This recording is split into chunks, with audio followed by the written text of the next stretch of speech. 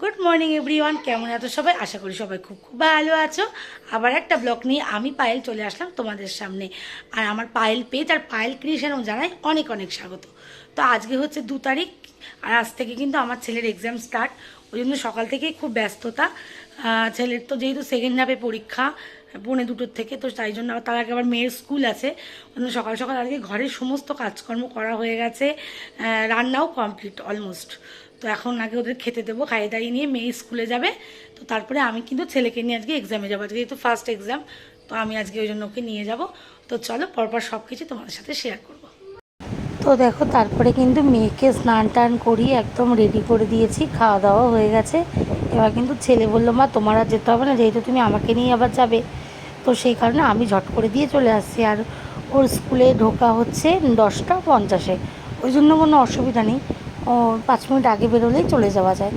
তো বাইরে তো রোদ ভালোই উঠেছে, মানে গরমটা ভালোই এখন থেকেই লাগছে। তো ভাবছি এরপরে যখন চাকদা যাব তখন কীরকম গরমটা লাগবে। তো যাই হোক, ওই যে দেখো মেয়ে নিচে নেমে গেছে, এবার কিন্তু ছেলে ওকে নিয়ে যাবে। তো সত্যি কথা বলতে এই যে দুজন মিলে যাচ্ছে ঠিকই, কিন্তু দুজন মিলে কন্টিনিউয়াসলি দুজনের সাথে দুজনের ঝগড়া। মানে বিশেষ করে মেয়ে, ও তো একদম দাদাকে এই করবি না ওই করবি না এই সেই এগুলো বলতে থাকে, আর ছেলে শুধু রেগে যায়। আর বললো না, দুটো বাচ্চা থাকলে মানে এইগুলো লেগেই থাকবে। তো যাই হোক, ছেলে আমার সত্যি লক্ষ্মী। পরীক্ষা তাও বললো, মা তোমার যেতে হবে না, আমি দিয়ে আসছি। তো যাই হোক, ও দিয়ে আসলে একটা সুবিধা হয় কি, যে আমার বাড়িতে তাহলে বাদবাকি কাজগুলো আমি কমপ্লিট করে ফেলবো। তো এই যে এবার এই দিক দিয়ে যাবে, কারণ ওই দিকে রাস্তাটা এখন একদমই ভেঙে গেছে। তো ওই জন্য ওই বাড়ির ওই দিক দিয়ে আর যায় না, এই পাশ থেকে ঘুরেই যাবে। তো এই যে ওরা সাইকেলে উঠে গেছে, এবার কিন্তু চলে যাবে স্কুলে। আর ও যেই চলে যাবে, আমি এবার বাদবাকি যেসব কাজকর্ম আছে তাড়াতাড়ি সেরে একবারে স্নান করে নেব। আর খাওয়া দাওয়ার পাট তো আগেই মিটে গেছে, আর আমার ছেলেরও স্নান হয়ে গেছে। ওরও আজকে সকাল সকাল স্নান টান সব কমপ্লিট। পরীক্ষা বলে আর মানে দেরি করেনি। ও এসে একটু পড়বে, যেহেতু আমরাও বেরোবো ওই 10:15, সেই জন্য অতটা চাপ নেই। তো চলো, তোমরা তো দেখলেই মেয়ে স্কুলে মানে রওনা দিয়ে দিয়েছে।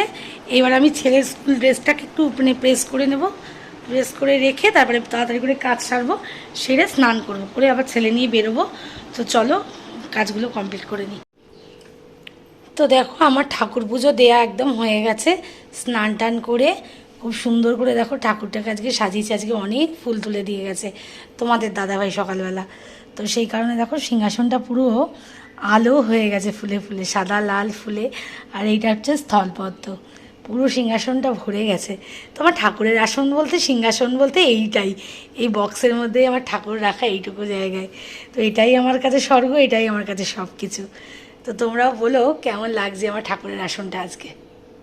আর এদিকে আমি বেরোবো বলে দেখো একদম রেডি হয়ে গেছি। আর গরম তো যা বাইরে, আজকে একটা সাদা কাপ্তান পরে নিয়েছি, এই গরমে আর কি করব। তো 1:10 টোটো আসবে, তোমাদের দাদাভাই টোটো ঠিক করে দিয়েছে, যেহেতু অনেকটা দূর চাকদা আমার বাড়ির থেকে।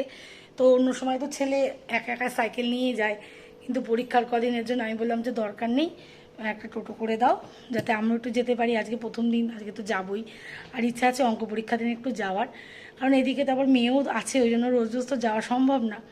আর একদিন না গেলেও ওর মনটা খারাপ হবে, একদিন দুদিন না গেলে ছেলের সাথে। তো সেই জন্যই আজকে যাচ্ছি। তো চলো, তো এই যে আমি একদম রেডি হয়ে গেছি, বেরোবো এবার। ছেলেও রেডি হয়ে নিচে চলে গেছে। আর এই যে গরমে বললাম একটা পাতলা কাপ্তান পরে নিয়েছি, বাইরে যা রোদ্দুর যা গরম। তো এই কাপ্তানটা অনেকদিন পর পরলাম। তো যাই হোক, চলো এবার একদম রেডি হয়ে গেছি, যখন নিচে যাব এবার টোটো দাদা আসলে, দাদা আসবে টোটো নিয়ে বেরিয়ে যাবো। চলো, তো সমস্ত সেরে সুরে একেবারে বেরিয়ে পড়েছি। এবার টোটো আসবে, টোটোতে উল্টো উঠে যাব। তো এখন প্রায় ওই 1:15 হয়ে গেছে। 1:10-15-র মধ্যেই আসার কথা, তাই চিন্তা করছে যে এত দেরি করছে কেন। তো আজ যেহেতু প্রথম দিন, একদম মানে 45-এই পরীক্ষা শুরু হবে, 1:45-এ। তো চাকদা অবধি যেতে তো একটু সময় লাগবেই, সেইটাই দাঁড়িয়ে দাঁড়িয়ে চিন্তা করছি। তার মধ্যে তোমাদের দাদাভাইও দোকানে ছিল না, ও চলে গেছিলো একটু পালপাড়ায়, আমার বাবা দোকানে বসেছিল। তারপর তোমাদের দাদাভাইকে ফোন করলাম, বললো হ্যাঁ আমার সাথে কথা হয়ে গেছে, আসছে। তো এই যে তারপরে দাদা কিন্তু চলে এসছে, প্রায় 20 হয়ে গেছে। আর এইটুকু মানে যেতে তাও 5-10 মিনিট তো লাগবেই। সেটাই চিন্তা করছি যে কী করে কী হবে, মানে টাইম মতো পৌঁছাতে পারবো কি না, এই একটা চিন্তা। তো যাই হোক, উঠে তো পড়েছি দুজনের টোটোতে, এবার তো যাব চাকদার দিকে। আর এই যে রাস্তা দিয়ে যাচ্ছি, আর এই যে কালকে তোমাদেরকে দেখিয়েছিলাম যেখানে ওই যে কীর্তনটা হচ্ছিল। তো আজকে কিন্তু কীর্তন শেষ হয়ে গেছে, আর এখন কিন্তু মানে চাকদা প্রায় মানে চাকদা ঢুকে গেছি, কিন্তু হলে কী হবে মানে গরম ভালোই। তোমাদেরকে আগেই বললাম যে যখন চাকদা যাবো তখন জানি না রাস্তায় কীরকম গরম লাগবে। তো রাস্তায় ভালোই তাপ, ভালোই গরম। আর আজকে 2 তারিখ, আজকে এপ্রিল মাসের, তো আজকে থেকেই ওয়েস্ট বেঙ্গল বোর্ডের যত স্কুল আছে, সরকারি স্কুলগুলো, সব স্কুলেই কিন্তু আজ থেকে পরীক্ষা প্রায় শুরু হয়ে গেছে। তো আমার ছেলের স্কুল পূর্বাচল, রামলাল, তারপরে বসন্ত কুমারী, যা যে স্কুল চাকদার আছে সরকারি স্কুলগুলো, মোটামুটি সব স্কুলেই আজকে থেকে এক্সাম স্টার্ট। তো অনেকেই রাস্তা দিয়ে যাচ্ছে দেখছি, পূর্বাচল গার্লস আছে। তো যাই হোক, সমস্ত স্কুলের বাচ্চা কাচ্চারাই রাস্তা দিয়ে যাচ্ছে। আর আমি চিন্তা করছি যে আমাদের না দেরি হয়ে যায়, কারণ 5 মিনিট আগে তো ঢুকতে হবে, আবার গিয়ে ওই ঘর খোঁজার ব্যাপার আছে যে কত নাম্বার ঘর। তো এই দেখো ছেলের স্কুলে এসে গেছে, আর ভেতরটা দেখো কত সুন্দর। কদিন আগে এদের ওই যুবলী অনুষ্ঠান হয়েছে, তো সেই কারণে স্কুল পুরো একদম রং টং করে ভীষণ সুন্দর। তো এই যে হীরক জয়ন্তী ভবনের ওই ওপরে আমার ছেলের ঘর পড়েছে, পরীক্ষার ঘর পড়েছে 305। তো এখান থেকে দেখা যাবে না, তো তাই আমি ভেতরে একটু দাঁড়িয়েই আছি, সমস্ত গার্জেনরাই নিচে দাঁড়িয়ে আছে।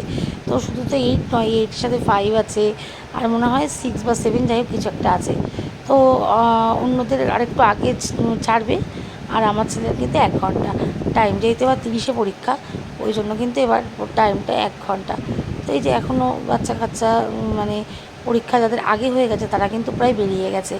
যারা 5-এ পড়ে তাদের তো 20-তে পরীক্ষা, তাদের 45 মিনিট মনে হয়। তো এই যে তারা কিন্তু বেরিয়ে গেছে।